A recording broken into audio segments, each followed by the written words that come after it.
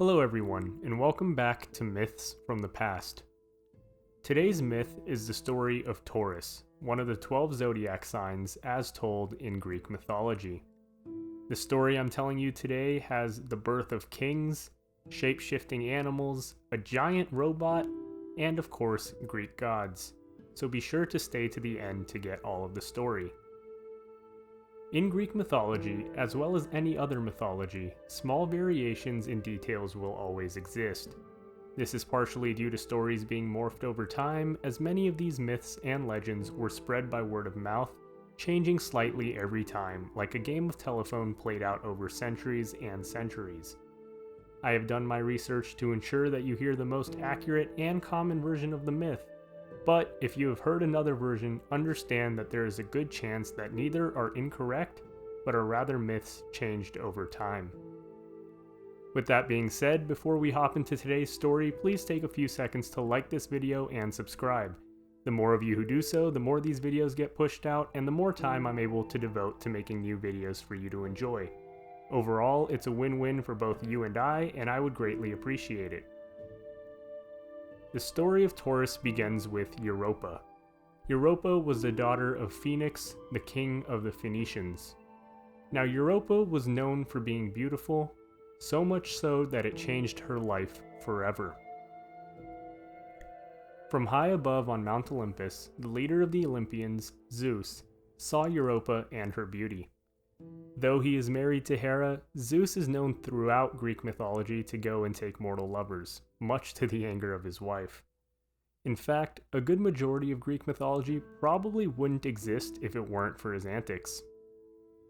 Zeus decided to trick Europa into falling in love with him. He transformed himself into a giant white bull and hid himself amongst Europa's father's herd.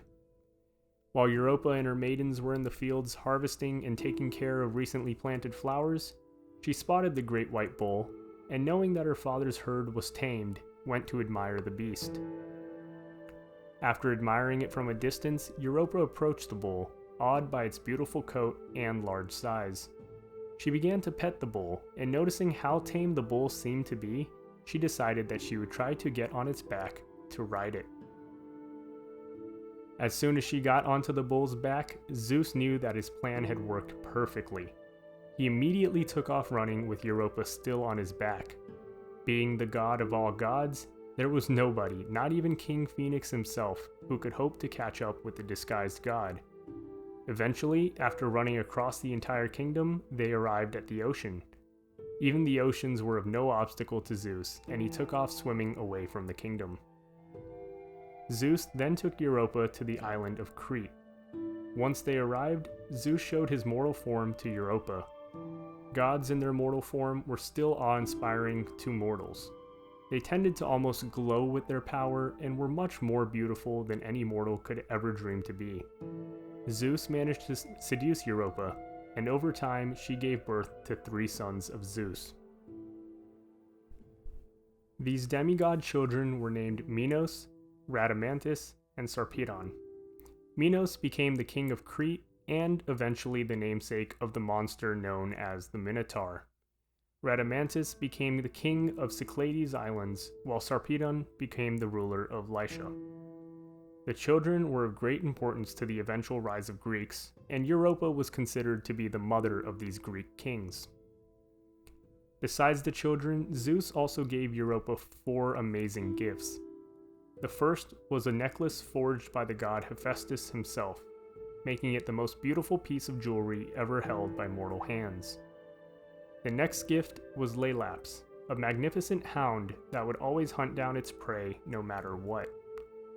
The third gift was a javelin blessed by all the gods themselves. No matter how it was thrown, the javelin would always hit its target. The final gift was perhaps the most incredible of all, called Talos. Talos was an incredibly giant automatron made of bronze. In other words, Talos was a giant metal robot. Talos was tasked by Zeus to patrol the island of Crete, walking around the perimeter of the island 3 times a day. This was meant to protect Europa from pirates or other would-be criminals. The robot was near indestructible and even had a confrontation with the great hero Jason and the Argonauts, but that's a video for another day.